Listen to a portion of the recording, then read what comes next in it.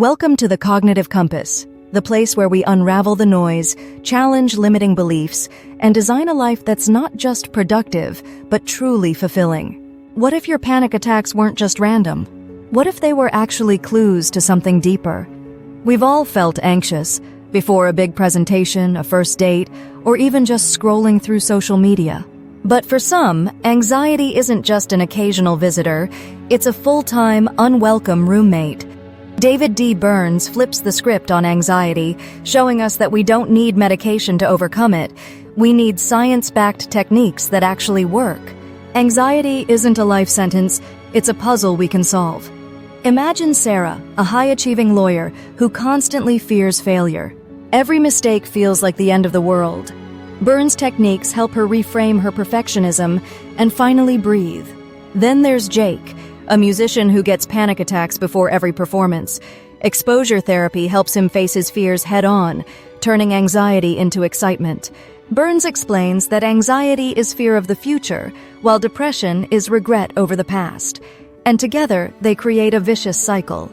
Understanding this connection helps us break free from both. Why do anxiety and depression always seem to go hand in hand?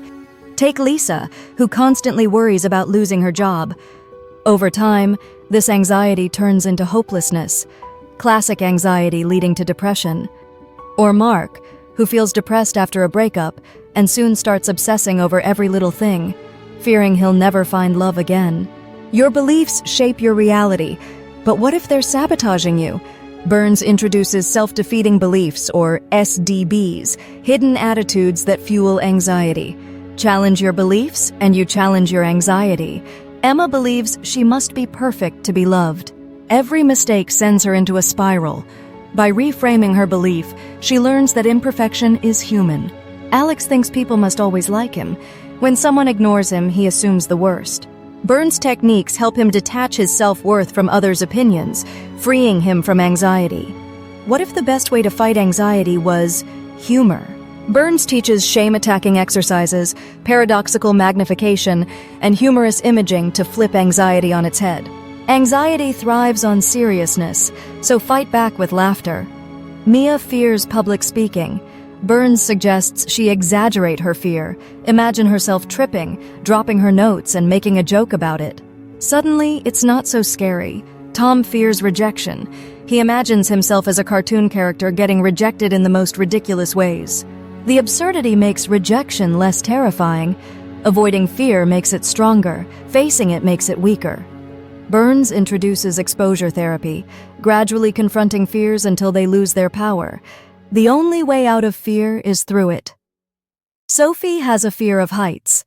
Instead of avoiding tall places, she gradually exposes herself, first looking at pictures, then standing on a balcony, then climbing a tower. Daniel has social anxiety. Instead of avoiding conversations, he starts small, asking for directions, making small talk, then eventually leading meetings. Facing fears transforms anxiety into empowerment. What if your anxiety wasn't about fear, but about suppressed emotions? Burns reveals that many anxious people suppress anger, frustration, or sadness, leading to panic attacks. Anxiety is often a signal of deeper emotions we need to address. Rachel constantly worries about her husband's health. Turns out she's actually angry at him for ignoring her needs, but she's been suppressing it. Chris gets panic attacks at work. After digging deeper, he realizes he hates his job but feels guilty about quitting. Once he acknowledges this, his anxiety fades. What if anxiety was actually trying to help you?